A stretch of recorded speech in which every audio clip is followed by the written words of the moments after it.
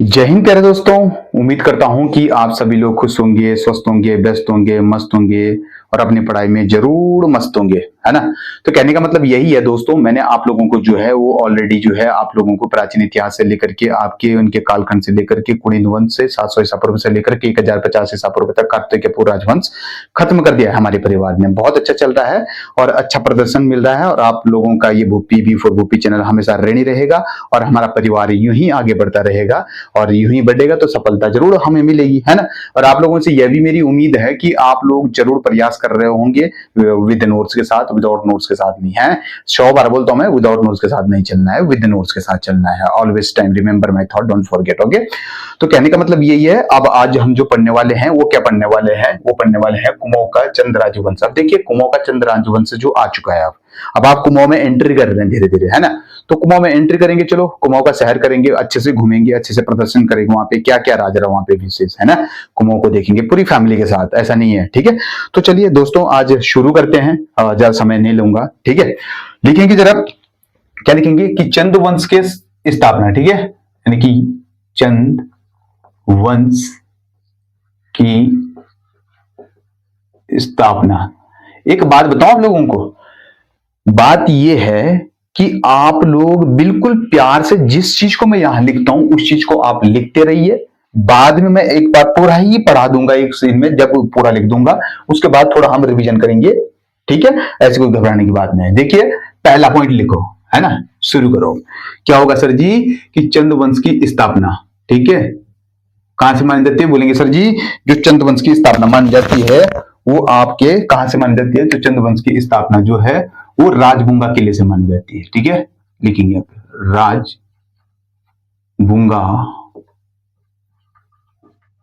किले से मानते हैं कि चंद वंश की स्थापना जो है वो राजबुंगा किले से हुई है, ठीक है भाई। इतना ही लिखना है, मैं बिल्कुल पॉइंट टू पॉइंट लिखूंगा, ठीक है। दूसरी बात क्या आ जाएगी कि इनका मूल निवास, यहां पे लिखो आप मूल निवास, ऐसे लिखना है जब मैं लिख रहा हूं मूल निवास स्थान या फिर निवास लिखो, मूल निवास। बताओ जरा मूल निवास कहां था, बोलेंगे सर जी जो इनका मूल निवास था वो आपके कहां पे था। तो बोलेंगे ये मूल निवास था कहां पे, प्रयाग।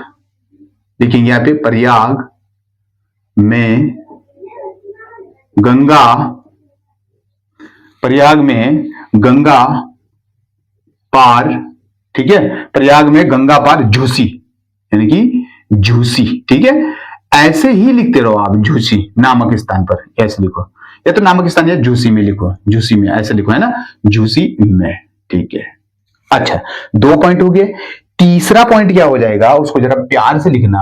तीसरा पॉइंट हो जाएगा काली कुमाऊं, किसका नाम है, तो चंपावत का, ठीक है। कल मैंने, एक सेकेंड, काली पहले लिख लो, है ना।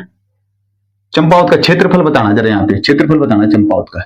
तो काली काली कुमाऊं, ठीक है। जो अपना प्यारा काली कुमाऊं है वो किसका नाम है, चंपावत का, यानी कि चंपावत का, ठीक है। प्यारे शब्दों में लिखो कि काली कुमाऊं जो है वो चंपावत का नाम है, ठीक है। 3 चीजें लिखी मैंने यहाँ पे, क्या क्या चीजें लिखी सर जी आपने। पहला, चंद वंश की स्थापना राजबुंगी किले से मानी जाती है, पहला पॉइंट। दूसरा, इनका मूल निवास, ठीक है। मूल निवास कहां बताया गया इनका, प्रयाग में गंगा पार जोशी में, ठीक है। काली कुमाऊं चंपावत का उपनाम लिख देना, ठीक है, उपनाम, ठीक है। यहाँ पे इसका क्या है, उपनाम, ठीक है ना, उपनाम, बस ऐसे लिख देना आप लोग, ठीक है।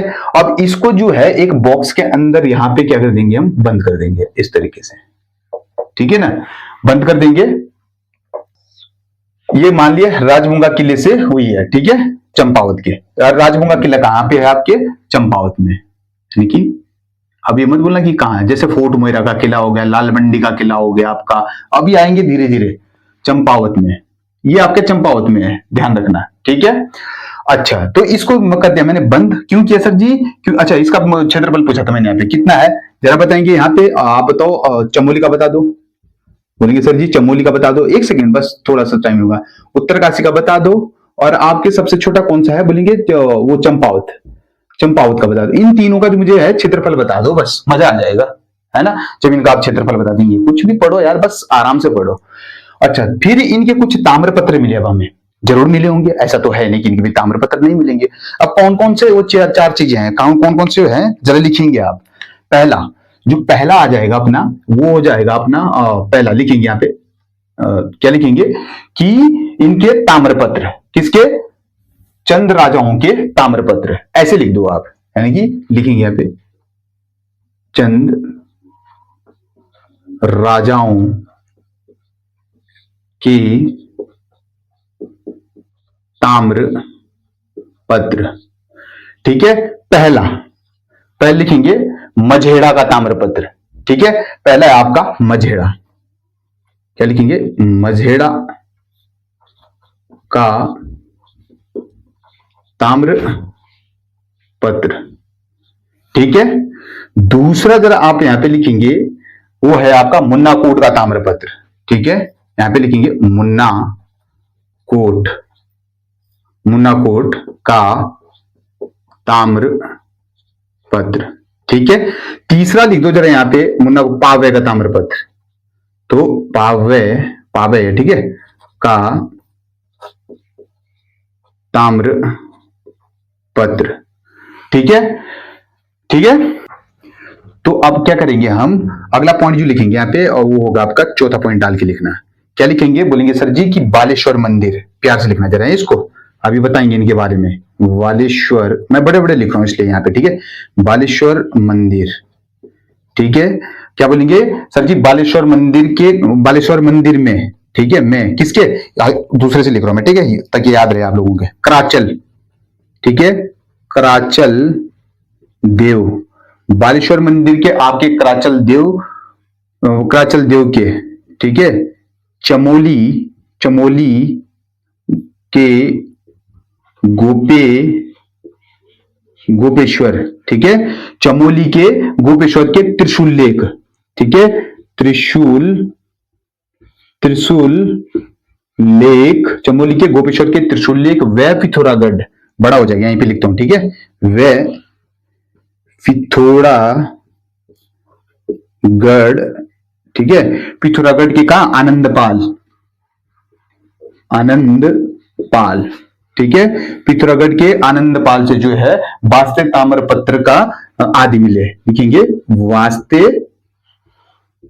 ताम्र पत्र आदि मिले। ठीक है, ताम्रपत्र आदि मिले। ठीक है, याद रखना। तो अब क्या होगा कि मझेड़ा के ताम्रपत्र से, अब लिखेंगे इनके बारे में। ठीक है, क्या लिखेंगे कि मझेड़ा के ताम्रपत्र, डायरेक्ट लिखूंगा। ठीक है, मझेड़ा के ताम्रपत्र से आपके चंद, ठीक है, चंद लिखेंगे इसको। ठीक है, यानी कि चंद व बम शासक का वर्णन। ठीक है, पहला ये लिखेंगे। दूसरा क्या है, मुन्ना कोट में क्या मिले थे आपके, तो बोलेंगे सर जी जो मुन्ना कोट था यहां पे आपके करों से, तो करों से संबंध, या तो संबंध लिखो कोई दिक्कत नहीं। ठीक है, करों से संबंधित था, तो क्या लिखेंगे, बोलेंगे सर जी यहां पे आपके करों से क्या थे, संबंधित था। ठीक है, क्या था आपका, मुन्ना कोट। पावे ताम्रपत्र का संबंध विजयचंद से था। ठीक है, ये किससे था आपका, बोलेंगे सर जी ये आपका विजय चंद से था। ठीक है, अब देखो प्यार वाली बात है ना, बोलेंगे कि चंद राजाओं के कुछ ताम्रपत्र में, जैसे मझेड़े का ताम्रपत्र का संबंध चंद व बम शासक के वर्णन मिलता है इसमें। ठीक है, दूसरा जाता है आपका मझेड़ा का ताम्रपत्र, जो ये तो बोल दिया। ठीक है, मुन्ना कोट का ताम्रपत्र करों से संबंधित था, जबकि पावे का ताम्रपत्र विजय चंद से संबंधित था। बालेश्वर मंदिर में कराचल देव के, चमोली के गोपेश्वर के त्रिशूल लेख और पिथौरागढ़ के आनंदपाल से होता है वास्ते ताम्रपत्र का वर्णन मिलता है। इंपॉर्टेंट है। ठीक है, अब इनकी कुछ राजधानी रही होगी, है ना, तो चंदों की जो पहली राजधानी थी, लिखेंगे यहां पे जरा पॉइंट बना के लिखेंगे, प्यार से लिखेंगे, अच्छे से पॉइंट बनाएंगे कि चंदों, यहां पे लिखेंगे चंदों की राजधानी। ठीक है, तो कहां थी इनकी राजधानी, बोलेंगे सर जी जो इनकी राजधानी थी वो के चंपावत में थी। किस नदी के किनारे थी वो भी बताएंगे, यानी कि चंपावत में किस नदी के किनारे थी, तो बोलेंगे सर जी चंपावती नदी के किनारे, लिखेंगे यहां पे चंपावती चंपावती नदी, ठीक है, नदी लिखना है, बड़ी दी आएगी इसमें, कभी कभी हो जाता है, कभी कभी नदी के किनारे, ठीक है, पहले पर बाद में जो है, और फिर ऐसे लिखेंगे, फिर बाद में कहां बनाई थी इन्होंने, अल्मोड़ा, ठीक है, अल्मोड़ा, बहुत बढ़िया से लिखेंगे, ठीक है। ये चीज आप जो है नोट डाउन करना कि इनकी राजधानी कहां थी, ठीक है, कहां थी इनकी राजधानी, प्यार से लिखेंगे इस चीज को, है ना। अच्छा, एक जो होता है आपका, एक देवीचंद होता है, ठीक है।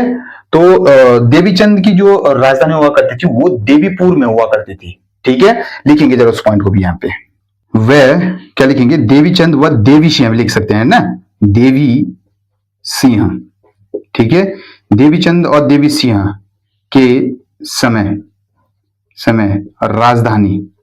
राजधानी, ठीक है। आप अपने मतभेद हैं, इनकी राजधानी कहां बन गई थी, बोलेंगे सर जी इनके समय जो है राजधानी बन गई थी वो देवीपुर में बन गई थी, यानी कि देवीपुर में बन गई थी, ठीक है।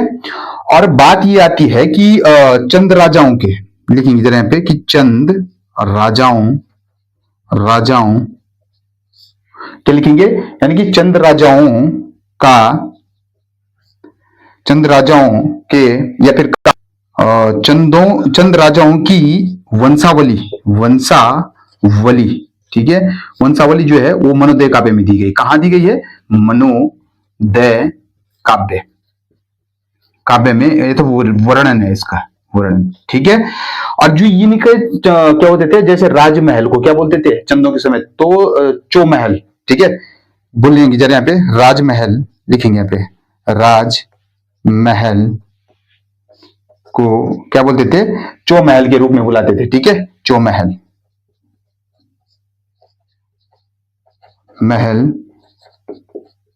बोलते थे। ये बड़ी बड़ी जानकारी है चंद्रवंश की, ठीक है। ये इस तरीके से लिखना आप। और एक चीज ध्यान रखना है यहाँ पे, याद आ रहा है मुझे कि जैसे मजेड़ा का ताम्रपत्र होता है, मुन्नाकोट का ताम्रपत्र होता है, पावे का ताम्रपत्र होता है, और एक होता है वास्ते का ताम्रपत्र, ठीक है, वास्ते ताम्रपत्र, यहाँ पे जोड़ देना, ठीक है। यानी कि कितने हो गए थे, 3, ये जो है ये अलग पॉइंट रहेगा आपका, ठीक है, यहाँ पे अलग पॉइंट डाल देना इसको, ठीक है। और यहाँ पे 3 हो गए, यहाँ पे चौथा आप ऐड कर लेना, ठीक है। चौथा कौन सा होगा कि वास्ते ताम्रपत्र का संबंध, ठीक है, वास्ते जो वास्ते नहीं होगा, क्या हो जाएगा आपका जो ताम्रपत्र है, क्या लिखेंगे यहां पे, लिखेंगे कि वास्ते ताम्र पत्रों का जो संबंध वो किससे था, बोलेंगे मांडलिक राजाओं से, ये भी लिख देना आप, जो मेन है इसमें वो मांडलिक है, मांडलिक राजाओं से, बस ऐसे लिखना आप लोग, ठीक है, ऐड कर देना इस पॉइंट को, ठीक है। अब एक बार इसको तुरंत से थोड़ा सा दोहरा देंगे, ठीक है। क्या बोला मैंने, चंद्रवंश की स्थापना राजबुंगे के चंपावत किले से हुई है, और इनका मूल निवास है प्रयाग के पास गंगा पार जो है झूसी में था, और इनके काली कुमों में इनके चंपावत इनका क्या था, उपनाम था, ठीक है, चंपावत का उपनाम है ये। चंद राजाओं के कुछ ताम्रपत्र मिले थे, पहला जो ताम्रपत्र मझेड़ा का ताम्रपत्र में चंदो वंश शासकों का वर्णन मिलता है, दूसरा आपका मुन्नाकोट ताम्रपत्र में करों से संबंधित था, ठीक है, और मुन्नाकोट हो गया, पावे ताम्रपत्र का संबंध विजय चंद से था, इसके बाद इसको जोड़ेंगे, ठीक है। वास्ते ताम्रपत्र का संबंध जो था वो मांडलिक राजाओं से हुआ करता था। अच्छा, अगली बात क्या होती है कि बालेश्वर मंदिर है, बालेश्वर के मंदिर में क्राचल देव के चमोली व गोपेश्वर के त्रिशूल लेख पिथौरागढ़ के आनंदपाल वास्ते ताम्रपत्र आदि से मिले, ठीक है। अगली जाती है चंद राजाओं की राजधानी, पहले कहां थी, चंपावत में, चंपावती नदी के किनारे, बाद में अल्मोड़ा भी ले गई, ठीक है। देवीचंद व देवी सिंह के समय राजधानी जो होती है वो देवीपुर में थी, ठीक है। चंद्र राजाओं के वंशावली मनोदय काव्य में इसका वर्णन मिलता है, और राजमहल को क्या बोलते थे, चौमहल के रूप में जानते थे, ठीक है। तो बड़ी अच्छी बात है, आप इस चीज को बड़े आराम से लिखेंगे, बड़े इम्तिहान से लिखेंगे, आप चाहो तो स्क्रीनशॉट भी ले सकते हैं। आप चलेंगे चंद्रवंश में, सोमचंद्र के बारे में पढ़ेंगे, ठीक है। बात आती है क्या हम इसको इरेज कर दें, तो ठीक है, हम जो है इसको जो है इरेज कर रहे हैं, ठीक है। अब बड़े प्यार से समझेंगे, आप चाहो तो स्क्रीनशॉट मार सकते, लो मैं हट गया, ठीक है। चलो अब आगे करते हैं, है ना, आगे से पढ़ते हैं, बढ़िया ढंग से पढ़ेंगे अब, है ना। चलो देखो, इंपॉर्टेंट होता है प्यार से समझना और चीजों को गेन करना, बस आराम से इम्तिहान से पढ़ो, बड़े प्यार से पढ़ते रहो, है ना, बहुत आगे चलना है अभी। लिखेंगे जरा, बोलेंगे सर जी क्या लिखेंगे, जो चंद वंश है, इसके बारे में अलग अलग इतिहासकारों के अलग अलग मतभेद हैं। लिख देंगे जरा इस पॉइंट को भी। क्या लिखेंगे कि चंदवंश, ठीक है, ठीक है, चंदवंश है, चंद वंश के बारे में इतिहासकारों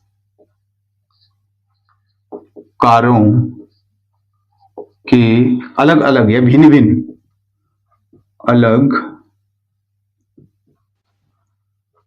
अलग क्या है, मतभेद, ठीक है। इन लोगों के अलग अलग मतभेद था। लेकिन आपको मैं ये बता दूं कि जो चंद वंश की स्थापना मानी जाती है वो स्टेबिलिटी किसके समय मानी जाती है, तो कार्तिकेय राजवंश की, यानी कि 700 ईसा पूर्व से लेकर के 1050 के ईसा पूर्व के समय ही मानी गई है, ठीक है। तो चंद वंश की स्थापना लिख देंगे यहाँ पे, ठीक है। उत्पत्ति, ये तो उत्पत्ति लिखेंगे, ठीक है। दूसरा पॉइंट लिखेंगे, क्या लिखेंगे, चंद वंश की उत्पत्ति लिखेंगे। जरा यहाँ पे बोलेंगे सर जी क्या लिखेंगे कि चंद वंश की उत्पत्ति जो है वो आपके कत्यूरी राजाओं, उत्पत्ति कत्यूरी वंश, ठीक है, कत्यूरी राजाओं के लिखो, कत्यूरी राजाओं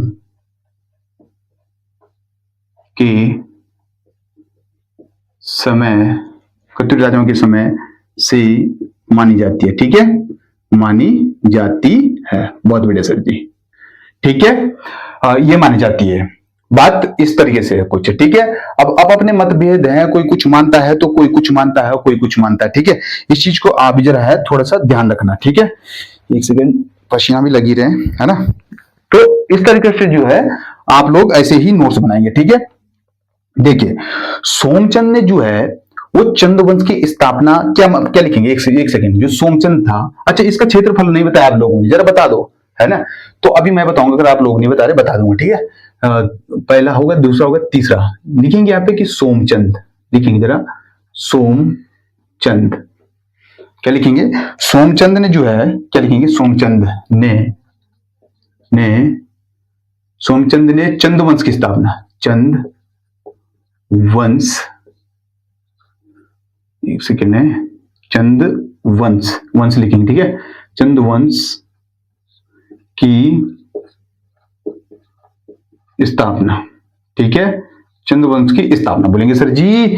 चंद्रवंश की स्थापना जो है वो 1000 ईस्वी से, यानी कि 1020 से 1025 के बीच की होगी, ये लिखना है ना, बीच की होगी, ठीक है। ये लिखेंगे पॉइंट बना के, ठीक है। अब क्या होता है कि चंद वंश जो सोमचंद था, ये किसका उपासक माना जाता है, देखिए ये किसने किसी का भी उपासक रहा होगा, तो किसका उपासक माना जाता है, सोमचंद को। बोलेंगे सर जी जो आपका सोमचंद है, क्या है, सोमचंद, ये भगवान शिव का उपासक माना जाता है, ठीक है। शिव ऐसे लिखेंगे, शिव का उपासक माना जाता है, किसको माना जाता है, तो सोमचंद को शिव का उपासक माना जाता है। अब लिखें कि अब क्या होता है कि कहीं ना कहीं जो है इनकी शादी हुई हो, किसकी, सोमचंद की। बोलेंगे किससे हुई है, देखिए कहने का मतलब ये है कि आपका जो है चंपावत में, जैसे सोमचंद है, ठीक है, सोमचंद ने क्या किया था, या तो आप ऐसा करो, इस तरीके से लिखो कि सोमचंद जो है शिव का उपासक माना जाता है, ठीक है कि यहाँ पे अलग पॉइंट बना के लिखेंगे, क्योंकि मैं सोच रहा हूँ इसको अलग ही पॉइंट बना के लिखूंगा, तभी तो अच्छा लगेगा, है ना, आप लोगों को समझ में आएगा। लिखेंगे यहाँ पे क्या लिखने वाले हम कि 10वीं, ध्यान से सुनना जरा, शताब्दी के आसपास, ठीक है, 10वीं शताब्दी के आसपास जो है क्या बोलेंगे, लोहा घाट, ठीक है, लोहा घाट में 10वीं शताब्दी के आसपास लोहा घाट में सुई राज्य, ठीक है, सुई नामक राज्य था, राज्य था, जिस पर शासक कौन कर रहा था, इस पर कौन कर रहा था, शासक लिखेंगे यहाँ पे, इस पर क्या कर रहा था, शासक। तो शासक कौन कर रहा था यहाँ पे, बोलेंगे सर जी यहाँ पे शासक कर रहा था ब्रह्मदेव, ठीक है, ब्रह्मदेव शासक कर रहा था। अब सुनिए, जब ब्रह्मदेव शासक कर रहा था तो बात क्या बोली थी मैंने कि आपके सोमचंद, अच्छा एक बात बताओ कि ये मैं पढ़ा किसके बारे में रहा हूं, बोलेंगे सर जी आप पढ़ा रहे हैं सोमचंद के बारे में, ध्यान से सुनना, हेडिंग डाल देना यहाँ पे, है ना, मैं भूल गया, सोमचंद, सोमचंद के बारे में, ठीक है, पहला राजा सोमचंद, सोमचंद के बारे में पढ़ा रहा हूं, जरूर आप ऊपर जो है इस चीज को डाल देना, ठीक है। तो 10वीं शताब्दी के आसपास में लोहाघाट में सुई नामक एक राज्य है, ठीक है, और वहां पे शासक कौन कर रहा था, ब्रह्मदेव कर रहा था। तो जैसे ही ब्रह्मदेव शासक कर रहा था तो इनकी एक पुत्री थी, तो इन्हें अपनी पुत्री का विवाह किससे करवा दिया था, बोलेंगे सर जी सोमचंद से। ये भी बहुत खतरनाक खिलाड़ी थे, है ना, इसने क्या किया कि विवाह किससे कर दिया था, सोमचंद से करवा दिया था। तो क्या लिखेंगे यहाँ पे, ब्रह्मदेव ने अपनी पुत्री का विवाह, अपने पुत्री का विवाह किससे कर दिया था, बोलेंगे सर जी अपनी पुत्री का जो इन्होंने विवाह किया था वो आपके किससे किया था, सोमचंद से, सोमचंद। अब जैसे ही इन्होंने सोमचंद से अपनी पुत्री का विवाह कर दिया तो इसको दहेज के रूप में क्या दिया, बोलेंगे दहेज, यहां पे लिखूंगा दहेज, दहेज में क्या दिया था, बोलेंगे छावनी दिया और कोतवाल नामक स्थान दिया था, कोतवाल तथा छावनी, यानी कि लिखेंगे यहाँ पे कोतवाली तथा क्या दिया था, और छावनी, इन्होंने ये चीज दिया था इसको, ठीक है। अगला पॉइंट जब यहाँ पे बनाएंगे, जब इन्होंने दे दिया था तो सोमचंद ने जो है राजबुंगा किले का निर्माण करा, लिख दो जरा इसको, है ना, क्या लिखेंगे कि सोमचंद ने आपके राजबुंगा किले का क्या किया था, निर्माण किया था, राजबुंगा किले का निर्माण किया था, ठीक है, और चंद वंश की स्थापना कर ली थी, क्या की थी आपके, चंद वंश की क्या कर ली थी, स्थापना कर ली थी, ठीक है, राजबुंगा किले का निर्माण करवाया था और इसने आपने क्या किया था, चंद वंश की स्थापना कर ली थी, किसने, सोमचंद ने, ठीक है।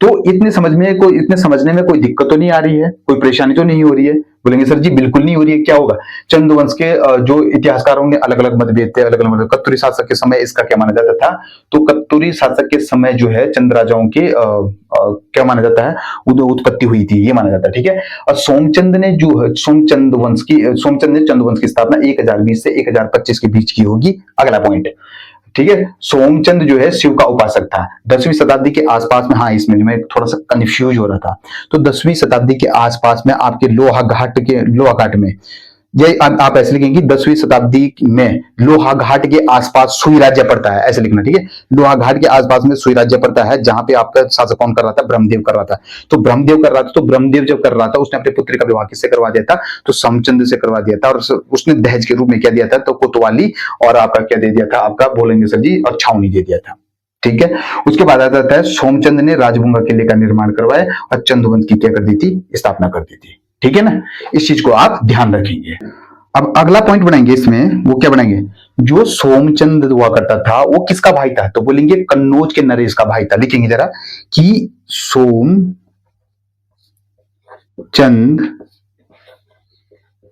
कन्नौज नरेश का भाई था, और किस वंशज का था, तो यहां पे लिखेंगे वंशज, ठीक है, वंशज लिखना है यहाँ पे, किसका, यानी कि प्रयाग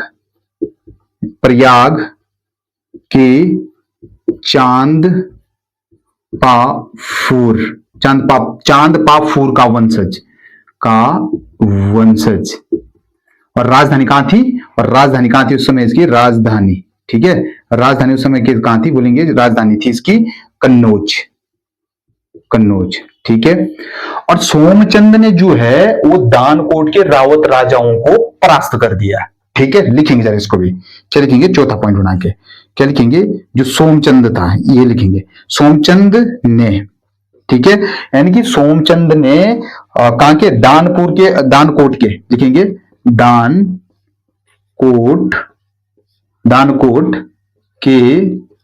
दानकोट के रावत राजाओं को परास्त किया है, दानकोट या द्रोणकोट जो भी है, रावत राजाओं को बताओ, हमको परास्त कर दिया इसने, है ना, रावत राजाओं को परास्त कर दिया, परास्त परास्त कर दिया।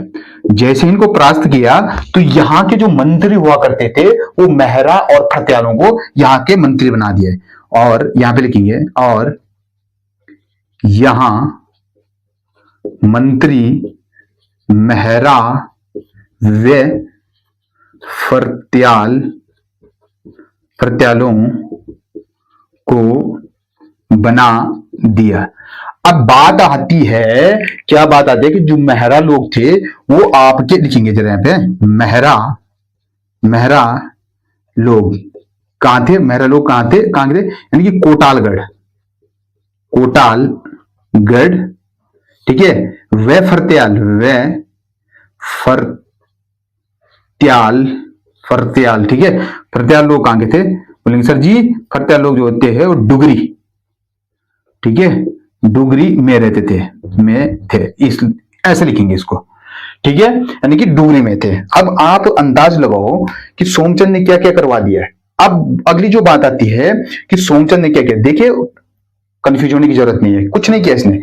जैसे ही इसका विवाह हो गया, किससे हुआ? किससे हुआ था कि ब्रह्मदेव के पुत्री से हुआ था। तो ब्रह्मदेव के पुत्र से जैसे ही इसका विवाह हुआ था तो इसे दहेज में दे दिया गया था कोतवाली, और दूसरा क्या दे दिया गया था? बोलेंगे सर जी कोतवाली दिया गया था पहली बार, दूसरा उसका छावनी दिया गया था। तो इसने क्या किया था? राजभुंगा किले का निर्माण करवाया था, राजधानी अपनी चंपावत में बना दी थी, ठीक है। बात इस प्रकार से है। तो अब क्या होता है कि जब इसने अपनी राजधानी बना दी थी, अपनी राजधानी बना ली, ठीक है, तो दहेज के रूप में कोतवाली हो गया। सोमचंद ने राजभुंगा के लिए, सोमचंद ने कन्नौज का नरेश का भाई था, और उसके भाई किसका था भाई? कुल मिला के ब्रह्मदेव के पुत्र से शादी किया, शॉर्ट एक नंबर, ठीक है। दहेज में क्या दे दिया? बोलेंगे कोतवाली छावनी, दो। तीसरा, सोमचंद ने राजभुंगा किले का भी निर्माण करवा दिया। तब किया जब वो हो गया, ठीक है, शादी हो गई, ठीक है, चंद वंश की स्थापना की थी, ठीक है। उसके बाद तुरंत ये किसका भाई था? कन्नौज के नरेश का भाई था, ठीक है। किस वंशज का था? चांदपुर, लिखेंगे चांदपुर का वंशज हुआ करता था, डैंचर, ठीक है। उसके बाद राजधानी कहां थी? कन्नौज हुआ करती थी, शॉर्ट, ठीक है। उसके बाद दानकोट राजाओं को परास्त कर दिया। हाँ, ये याद रखना है, रावत राजाओं को जो है दानकोट के राजाओं को क्या कर दिया था? रावत राजाओं को लिखना है पे, हाँ, दानकोट में रावत रावत लिखना है पे, ठीक है। रावत राजाओं को मैं भूल गया था, यहाँ पे देख रहे हैं, इसीलिए मैं स्क्रॉल करता हूं, रावत राजाओं, ऐसे लिखेंगे इसको, रावत राजाओं को परास्त कर दिया था।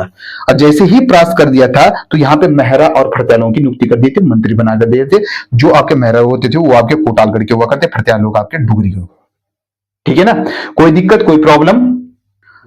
अब एक चीज और बच जाता है यहाँ पे, वो बचता है सर जी कि जो मेहरा और फरत्याल थे, इनका जो मेन सेनापति था वो कौन हुआ करता था? मुख्य सेनापति, मेन सेनापति बोल के मुख्य सेनापति, मुख्य लिखो अच्छा रहेगा, मुख्य सेनापति, ठीक है। क्या लिखेंगे? मेन सेनापति कौन हुआ करते? कालू तड़ागी, ये भूलना मत है, मेन है कालू तड़ागी, ठीक है, कालू तड़ागी। अब जो है अगला काम सोमचंद ने क्या किया था? बोलेंगे इसने जो है सर जी 4 किलों का निर्माण करवाया था। तो इधर लिख दूं? अच्छा, मैं इनका क्षेत्रफल बता देता हूं एक बार, ठीक है, इनको फिर मैं मिटा रहा हूं, ठीक है। लिखेंगे जरा 8030, तो 8030 वर्ग किलोमीटर, ठीक है। इसका हो जाता है आपका 8016, इसका हो जाता है आपके 1766, ठीक है। सबसे छोटा, सबसे बड़ा, उसके बाद सेकंड नंबर बड़ा, ठीक है। इस तरीके से लिखेंगे, फिर आपका इससे बाद आ जाता है रुद्रपुरी, इसके चंपावत से पहले, ठीक है। तो इसको मैं अब इरेज कर रहा हूं, ठीक है, इसको याद रखना आप लोग, ठीक है। अच्छा, अब इसको मैंने इरेज कर लिया है, ठीक है, यानी कि इसको क्या कर लिया है? अब इरेज कर लिया है, ठीक है। अब मेरे प्यारे साथी यहां पे लिख रहा हूं मैं इस पोजीशन पे, ठीक है, ताकि आप लोग जो है इस चीज को ना भूले, ठीक है। सोमचंद ने, लिखेंगे यहां पे कि सोमचंद ने 4 किलो का निर्माण कराया। कौन कौन से 4 किले थे? बोलेंगे सर जी कौन कौन से थे? बोलेंगे पहले जरा यहां पे लिखेंगे कार्की, एक सेकंड है, कार्की, बोरा, तड़ागी, कार्की हो गया, बोरा हो गया आपका, तड़ागी हो गया, और चौधरी, चौधरी। ठीक है, यानी कि कार की बोरा तड़ागी वैद चौधरी। ठीक है, इस चीज को आप भी नोट डाउन करना, बहुत इंपॉर्टेंट है। ठीक है, कितने किलो का निर्माण करवाए थे? तो 4 किलो का निर्माण करवाए थे। जो कहां है? नेपाल, नेपाल में। जिन्हें क्या कहा जाता है? और यहां पे लिखेंगे, और इन्हें क्या कहा जाता है? चाराल। चाराल भी बोला जाता है। ठीक है, याद रखना क्या बोला जाता है इनको? चाराल बोला जाता है। ठीक है, चाराल यानी कि 4 किले, चार आल, आल कहा जाता है। ठीक है, ये बात आ जाती है। अच्छा, अगला जो पॉइंट गया सोमचंद ने, देखिए सारे काम ना ये सोमचंद के हैं, ध्यान रखना। अब अगला पॉइंट आ जाता है, सोमचंद ने कुमाऊं में पंचायती राज व्यवस्था की स्थापना की। पंचायती राज व्यवस्था का जनक किसको माना जाता है कुमाऊं में? लिखेंगे कुमाऊं, ऐसे लिखेंगे। ठीक है, कुमाऊं में पंचायती राज व्यवस्था का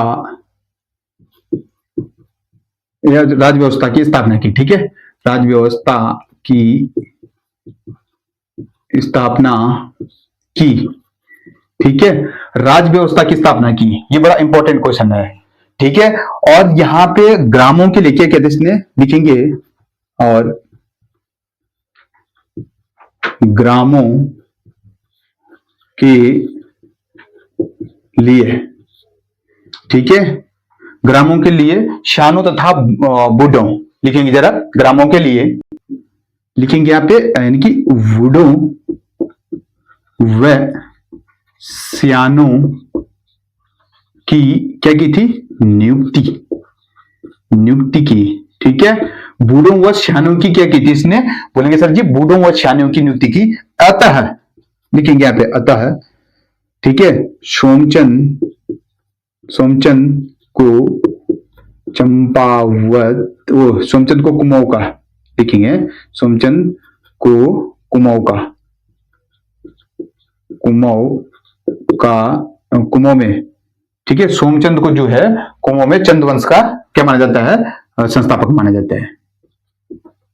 कुमाऊं के चंदवंश का संस्थापक माना गया।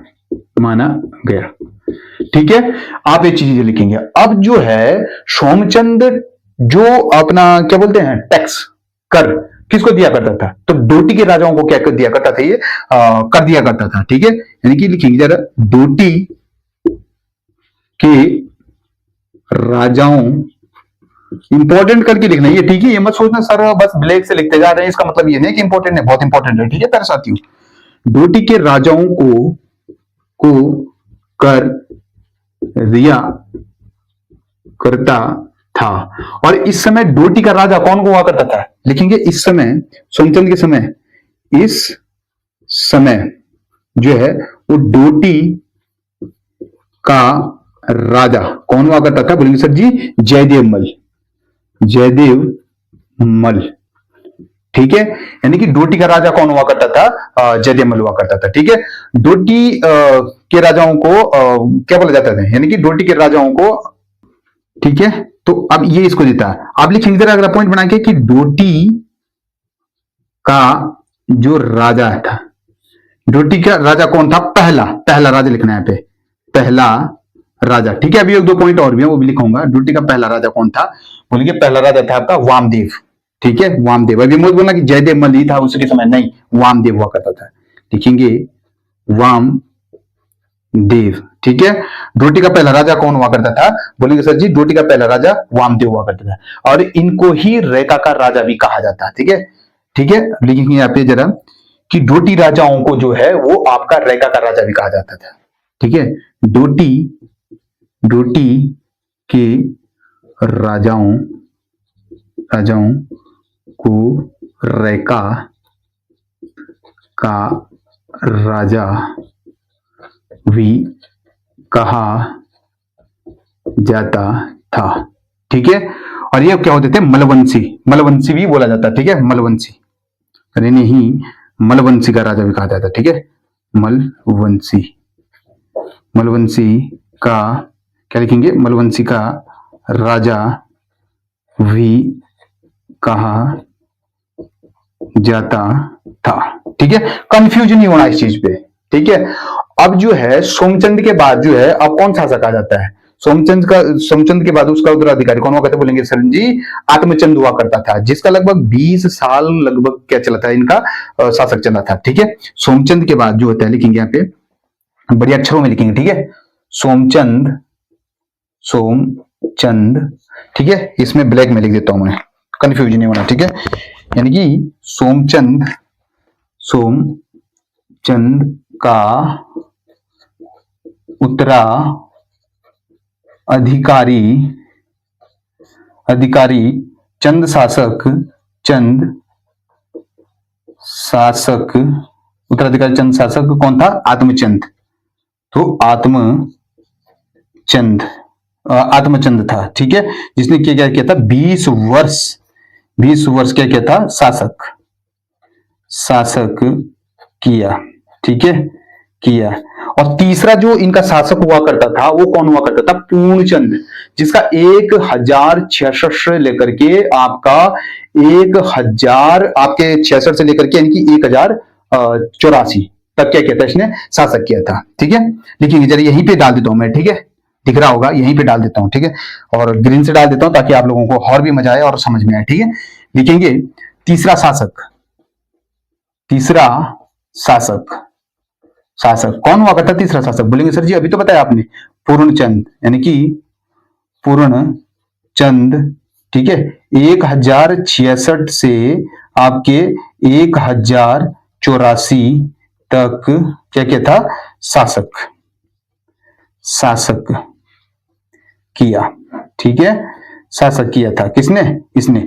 और एक चीज आप लोग ध्यान रखना कि डोटी राजाओं के जो आप क्या क्या माने गया, लिखेंगे जरा यहाँ पे क्या लिखेंगे कि डोटी राजा हुआ करते थे। ठीक है, डोटी राजाओं को कितने वर्गों में विभाजित किया था इसने? तो 8 वर्गों में ही विभाजित किया, भी आप लोग डाल देना। अब एक चीज करता हूं मैं, सारा एक बार रिवाइज कर लेता हूं आप लोगों के बीच में। ठीक है, सोमचंद के बारे में देखिए, कुछ भी हार्ड नहीं है, पढ़ोगे तो सब कुछ इजी है, ना पढ़ोगे तो सब कुछ पहाड़ है ना? कहने का मतलब यही है। तो पहले जो मैंने लिखा है वो तो आप लोगों को मैंने वहीं पे दोहरा रखा है। ठीक है, यानी कि इनकी स्थापना आपके राजगंगा किले से हुई थी।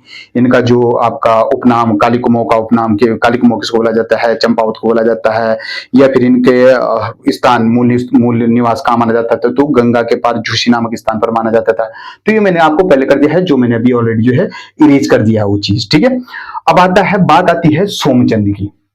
ध्यान से सुनना, सोमचंद की बात आती है, चंद्रवंश के बारे में इतिहासकारों के अलग अलग मतभेद रहे होंगे। कत्यूरी शासक के समय इनकी जो है वो स्थापना मानी जाती है। सोमचंद ने इसकी स्थापना 1020 से लेकर के 1025 में की होगी, इनके बीच बीच में की होगी। ठीक है, और सोमचंद जो शिव का उपासक माना जाता है। 10वीं शताब्दी के आसपास में जो है क्या लिखेंगे? 10वीं शताब्दी के आसपास में, 10वीं शताब्दी के आसपास में लोहाघाट और सुई नामक राज्य पर शासक किया था ब्रह्मदेव ने। ठीक है, ये भूलना मत। ठीक है, अच्छा दूसरी बात है, ब्रह्मदेव ने अपनी पुत्री का विवाह सोमचंद से करवाया था। बड़ा तेज आदमी हुआ करता था, है ना, ताकि सोमचंद बहुत काम करवाएगा। दूसरी बात, दहेज के रूप में क्या दिया था? बोलेंगे सर जी दहेज के रूप में क्या दिया था इसने? यानी कि कोतवाली दिया था और आपके छावनी नामक स्थान दिया था। ठीक है, सोमचंद ने राजभुंगा किले का निर्माण किया, चंद्रवंश की स्थापना की थी। राजभुंगा किले का निर्माण किया और चंद्रवंश की स्थापना कर ली थी। ठीक है, सोमचंद ने कन्नौज के नरेश का भाई किसका था? कन्नौज के नरेश का भाई था।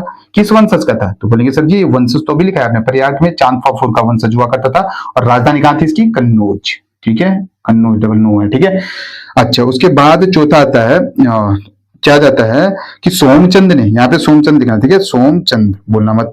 सोमचंद ने दानकोट के राउत राजाओं को परास्त कर दिया था। वहां के जो राजा हुआ करते थे मंत्री, किसको बनाया था? तो मेहरा और फरतेलों को बना दिया था। जो आपका कौन हुआ करता था? बोलेंगे सर जी जो आपका मेहरा हुआ करते थे वो कोटालगढ़ में हुआ करते थे, और जो आपको फरतेल हुआ करते थे डुगरी में हुआ करते थे। ठीक है, कहाँ हुआ करते थे? यानी कि डुगरी में हुआ करते थे। ये लिख दिया मैंने। ठीक है, इनका मुख्य सेनापति बहुत जरूरी है, कौन थे?